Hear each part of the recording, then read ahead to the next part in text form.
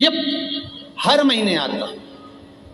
जब आपके हृदय में कभी कोई बात आ जाए कि बाबा आज मेरा मन ये कह रहा है और आपको सुनना है बाबा, आपको स्वीकारना है बाबा, आपको मेरे मन की बात जानना है बाबा, बस हाथ में चंदन लगाया, बेलपत्री का भाग इस तरह से पकड़कर शिव जी से अपने हृदय की बात कहकर, मेरे देवाधिदेव महादेव से दिल से कहकर, अशोक सुंदरी वाली जो जगह होती है, आपको बताया है अशोक सुंदरी का जो स्थान होता है, ये शिवलिंग या अशोक सुंदरी की जगह, इस बेलपत्र को अशोक सुंदरी वाली जगह पर जहाँ शिवलिंग है, शिवलिंग की साइड पर पहले नंबर की पत्ती का मुख होना चाहिए, बस उसको रख दीजिए और उस पर थोड़ी देर हाथ रखकर अपने हृदय की बात मेरे महादेव को दिल से कहकर आ जाइए। अगली सोमवार की अष्टमी या अगला प्रदोष या अगली शिवरात्रि जब आती है, मेरा महादेव आपकी मनोकामना का भाव पूर्ण करता है। ये शिव तत्व है। एक बात अपने जीवन में उतार कर रखिएगा, सोमवार की अष्टमी, शिवरात्रि या सोमवार, प्रदोष, बन सके तुम्हारे पास में शिवालय हो या बेलपत्री का वृक्ष हो, वहां दीप दान अवश्य करना चाहिए। अब एक बात का स्मरण आपको रहे थोड़ा सा, अगर किसी कामना के वश अगर हम दीप लगा रहे हैं या हमारे मन में कोई भाव उत्पन्न है और हम बाबा से कहना चाहते हैं कि बाबा मेरा ये कार्य है आप पूर्ण करिएगा, तो फिर शिव मंदिर में भी लंबी बाती का दीप आप प्रदोष या सोमवार की अष्टमी या सोमवार या आप शिवरात्रि को बाबा से निवेदन कर कर लगा सकते। हाँ, विशेष जब कोई एक बहुत बड़ी बात हो और आपके कार्य में कहीं अटकल हो रही हो, तो एक ही दीप में दो बाती, शिव और शक्ति, लंबी बाती बनाई शिव और शक्ति के नाम से, दो बाती एक साथ एक दीप में भी लगा सकते। पर कब?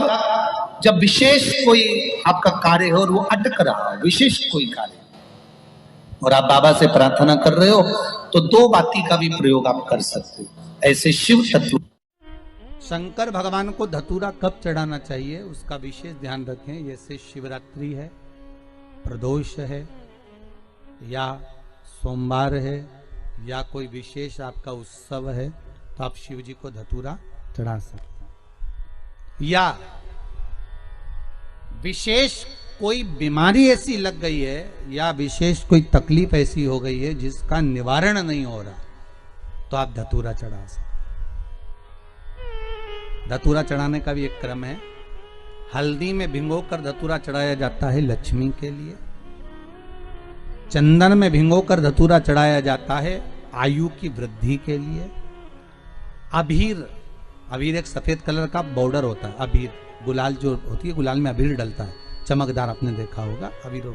तो अबीर में धतूरा जो डुबो कर चढ़ाया जाता है, अबीर को लगाकर चढ़ाया जाता है, वो रोग मुक्ति का होता है। काय के लिए होता है वो? रोग मुक्ति।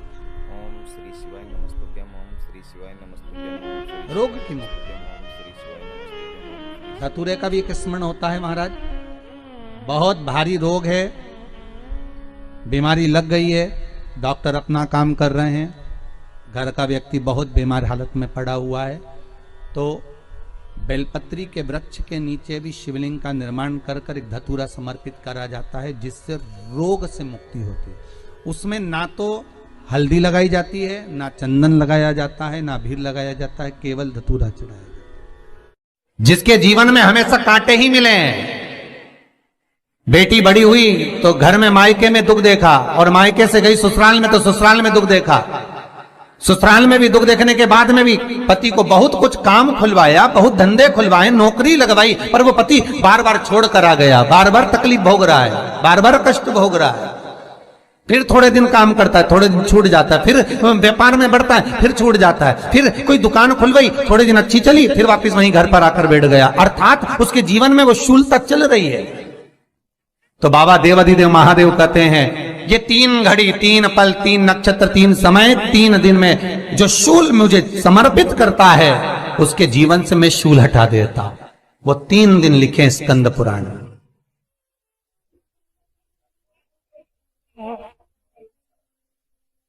महाराज बैसाख महीने में जो प्रदोष आती है, बैसाख के महीने में बहुत ध्यान से सुनना भाई, जो अपनी जिंदगी से बहुत तंग आ गए हो, परेशान हो गए हो, कष्टमय जीवन जी रहे हो, बहुत दुखी हो गए हो, उनके लिए ये स्कंद पुराण का चरित्र फिर मिले ना मिले आप प्रेम से सुन लो। भाव पहला, बैसाख महीने की प्रदोष, चाहे वो शनिचरी प्रदोष हो, चाहे रविवार की हो, सोमवार की हो, मंगल की हो, बुधवार की हो, गुरुवार की हो, शुक्रवार की हो, शनिवार की हो, कोई भी वार की हो, पर बैसाख महीने की प्रदोष, प्रदोष काल में शाम का समय सूर्य डूब रहा हो, बस डूबा ही हो, और उस समय पर सूर्य के डूबन के तुरंत बाद बाबा को धतूरे के साथ में बेलपत्री ना चढ़ाते हुए बेलपत्री के वृक्ष के 7 कांटे बाबा के शिवलिंग पर समर्पित करे जाते हैं महाराज, अपनी जिंदगी में अड़चनों को हटाने के लिए। फिर आप जिस व्यापार में उतरे, जिस व्यवसाय में उतरे, जिस नौकरी में उतरे, आप दिल से करें, आपको तरक्की मिलेगी। आप हार नहीं सकते, नीचे नहीं आ सकते, उन्नति पर ही चढ़ेंगे। एक वैशाख मास की प्रदोष, दूसरा शिवरात्रि के दिन मध्याह्न का समय। महाराज जो बड़ी शिवरात्रि होती है माघ की, बड़ी शिवरात्रि के अंतर्गत मध्याह्न का समय, दोपहर के ठीक 12 बजे, चाहे फिर वो कोई भी दिन हो महाराज, शिवरात्रि जिस दिन पड़ रही हो,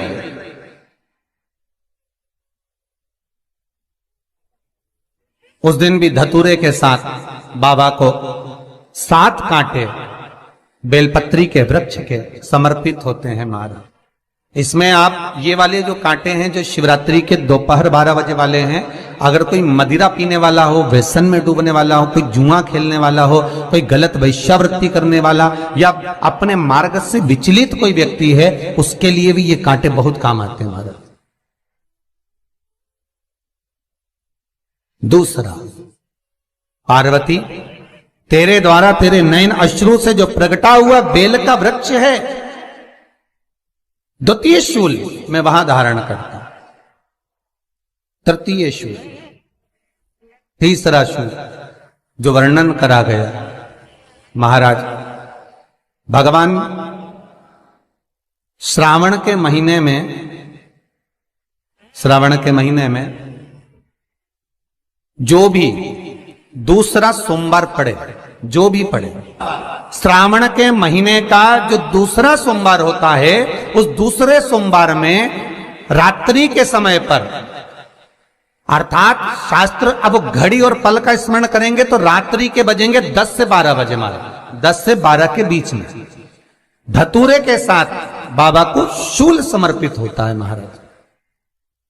ये भी हमारी बाधाओं को, हमारी तकलीफों को, व्यापार व्यवसाय के लिए, नौकरी सर्विस के लिए, बहुत सारे एग्जाम में आप बैठ लिए, गवर्नमेंट एग्जाम के लिए बैठ लिए, नहीं हो रहा, ये 3 बार मेरे शंकर को बेलपत्री के वृक्ष के शूल समर्पित होते हैं, उसका आनंद पाना और उससे अपने को सुख प्राप्त करना।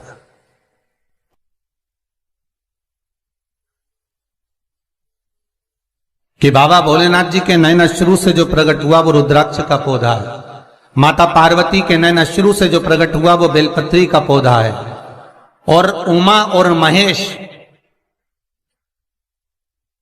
जिस महेश के वंशज हैं महेश्वरी, जिनकी 12 खाम प्रगटी है भगवान महेश के द्वारा,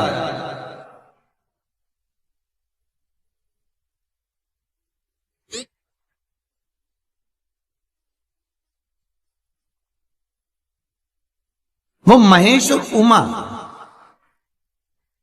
उमा और महेश का जो चरित्र है कि उमा और महेश का जब प्रागट्य हुआ, उमा और महेश जब दोनों आनंद में विभोर होकर जब चलते हैं और दोनों के बैठने से तप मुद्रा से जो पौधा उत्पन्न होता है वो शमी का पौधा है।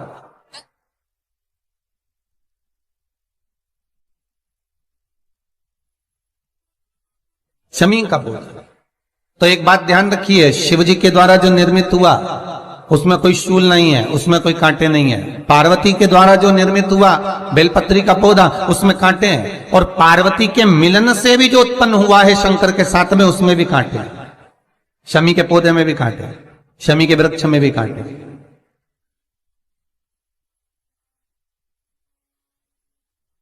तो पार्वती जी स्कंद पुराण में एक प्रश्न कर रही हैं भोलेनाथ जी से कि प्रभु मुझे ये बताओ कि आपके द्वारा जो निर्मित हुआ उसमें शूलता नहीं है, पर मेरे द्वारा जो निर्मित हुआ उसमें शूल क्यों आया है, उसमें कांटा क्यों आया है? थोड़ा सा माताओं, मेरी जीजियों, आपको थोड़ा बुरा तो लगेगा इस प्रसंग को सुनकर, पर लग जाए, पर आज कथा निकली है तो सुन लो है कि शिवजी जिस रुद्राक्ष को उत्पन्न कर रहे हैं उसमें शूलता नहीं है, पर पार्वती जी जो संग में मिली हैं उसमें भी शूलता है, और पार्वती के द्वारा जो प्रकट हुआ बेलपत्र उसमें भी शूलता है। तो भगवान महादेव बोलते हैं, पार्वती मैं तुझे कुछ कहूं और कहने पर तुझे तेरे हृदय में कोई बात चुभे, शूल लगे तो मुझे ठीक नहीं लगेगा। नहीं नहीं नहीं, आप कहिए प्रभु, मैं सुनने के लिए तैयार हूं, आप तो बोलो कि कारण क्या है। भगवान कहते हैं, पार्वती बस अंतर इतना है, नारी का जो स्वभाव होता है, स्त्री का जो स्वभाव होता है, उसके हृदय में छोटी छोटी बात के शूल बहुत होते हैं।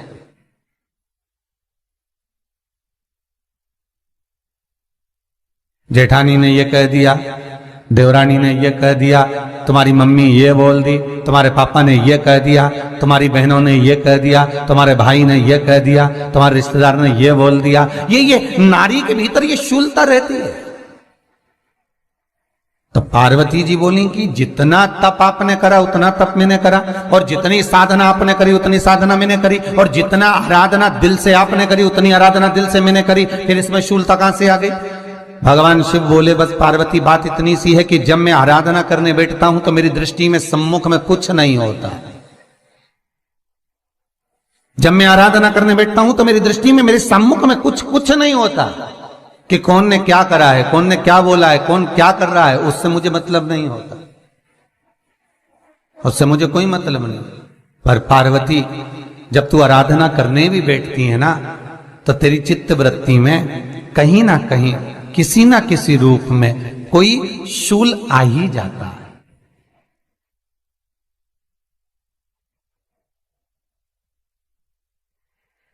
कई माताओं की आदत देखी साहब, भगवान की सेवा करने बैठी है तो भी भीतर थोड़ा सा शूलता भरी हुई है। महाराज बताओ, इतने सारे भगवान इकट्ठे कर लिए, मैंने बोला था बहू से कि वहां रख लेती है, बताओ इतने सारे यहां पर लाकर रख दिए हैं, अब इसकी सेवा करना पड़ रही है, अब ये करना पड़ रहा है। प्रसाद लेने के लिए रसोई घर में गई, भगवान का भोग लगाने के लिए, तो उसमें भी शूलता आ गई। इतने घंटों से मैं सामान ढूंढ रही, फ्रिज में मिल ही नहीं रहा, मैंने रख के गई थी, भगवान जाने कहां चले गए। भगवानों को वस्त्र पहना रही है तो शूलता है। अलमारी का ड्रॉज खोला, इसमें मैंने सामान रखा था, ना जाने भगवान का श्रृंगार कहां चले गया, कौन ने हाथ लगाया, फिर शूलता आ गई। भोजन करने बैठे तो शूलता है, कोई कार्य के लिए जा रहे हो तो शूलता है। अर्थात कहीं ना कहीं नारी के जीवन में शूलता बनी हुई है। और पार्वती, जब तुम भजन करो, तप करो, साधना करो, भक्ति करो, उसमें शूलता नहीं होना चाहिए। श्री शिवाय नमस्तुभ्यम, ओम श्री शिवाय नमस्तुभ्यम, ओम श्री शिवाय नमस्तुभ्यम, ओम श्री शिवाय नमस्तुभ्यम, ओम श्री शिवाय नमस्तुभ्यम, ओम श्री शिवाय। पार्वती जी ने कहा, भोलेनाथ तो क्या आप मुझे स्वीकार नहीं करेंगे बेलपत्री के रूप में? क्या मुझे स्वीकार नहीं करेंगे शमी पत्र के रूप में? पद्म पुराण, स्कंद पुराण, लिंग पुराण, नर्मदा पुराण और शिव महापुराण, ये सारी पुराणे वर्णन करती है। पार्वती जी का खंड आनंद वर्षित कर रहा है, वर्णन कर रहा है। पार्वती खंड वर्णन कर रहा है, सती खंड वर्णन कर रहा है। उमा संहिता वर्णन कर रही है। क्या आप मेरा ये बेलपत्र का स्वरूप आप धारण नहीं करेंगे? इसमें शूलता इसलिए भगवान कहते हैं नहीं नहीं, धारण तो करूंगा। वो केवल शिवरात्रि के दिन करने का होता है। शिवरात्रि का प्रसंग कहता है अपने मन की अभिलाषा रखकर तुम्हें जो चाहिए प्रकार। आप लोगों ने भी पढ़ाई करी होगी, हमने भी करी। ऐसा रहता, उसमें नोक रहती है या पेंसिल उसमें भर देते हैं और उससे ऐसा पेज घुमा घुमा के उसको कस देते हैं। वो ऐसा रखते हैं, कॉपी पर ऐसा रखा जाता, फिर उसको ऐसा घुमाते घुमाते कि नहीं घुमाते? अरे बोलो तो, सबने कराए ना ऐसा घुमाए, वो घुमाते एक जैसा गोला बन जाता बिंदु। वो जो नोक होती है ना वहाँ चुभी रहती है और वो एक ही जगह पे रहती है और घूमती जाती है। उसी तरह इस मन को, इस दिल को एक में लगा के रखो, बाकी की सब दुनिया में घूम के आ जाओ। दिल एक में लगा कर बैठ गए, चित्त एक में लगा कर बैठ गए तो सृष्टि में कहीं पर भी घूम कर आओगे, परमात्मा उस जगह पर हाजिर मिल जाएगा। पर स्थान मत छोड़ना, जगह चित्त वृत्ति ना छूटी जाए, भगवान का भजन ना छूटे, उसका स्मरण ना छूटे। ये वस्तुएं, ये सामान, ये सामग्री, ये दौलत, ये सत्ता सब जाने वाली। जहां बैठे हो उस मन को वहां लगाना। हम तो यहां तक कहते हैं, यहां तक कहते हैं होटल में जाओ तो दिल होटल में लगा लो, होटल में जाओ तो दिल होटल में लगाओ, खाने में लगाओ, बफेट में जाओ तो बफेट में लगाओ, शादी में जाओ तो थोड़ा रिश्तेदारों में लगाओ, और अगर सत्संग में आओ तो मेरे भोलेनाथ में लगाओ। दिल लगाना ना भूलिएगा। परमात्मा को थोड़ा समय जितना दे रहे हो, 3 घंटा, 2 घंटा, 2.5 घंटा, 1 घंटा, आधा घंटा, जितना हम भगवान को देना, उतनी देर भगवान में चित्त होना चाहिए, उतनी देर भगवान में मन लगाना चाहिए। पर ना जाने दुनिया के लोग कहां चले गए, वह मोबाइल ने सब हटा दिया। हर 15 मिनट में ऐसी याद आए ना व्हाट्सअप खोल के बैठ जाए। आप इस त्रिपुंड 3 रेखा का दर्शन भगवान विष्णु के मस्तक पर भी कर सकते हैं। आप ये 3 रेखा का दर्शन स्वयं ब्रह्मा के मस्तक पर भी कर सकते हैं। आप ये 3 रेखा का दर्शन स्वयं भगवान कृष्ण के मस्तक पर भी कर सकते हैं, श्री जी बाबा के मस्तक पर भी कर सकते हैं इस त्रिपुंड का दर्शन। बस अंतर इतना है, शिव जो त्रिपुंड लगाए हैं वो आड़ा है। तिरुमाला में जो तिरुपति बाबा का अपन दर्शन करते हैं, जो त्रिपुंड लगाए हैं वो खड़ा है, 2 सफेद बीच में लाल।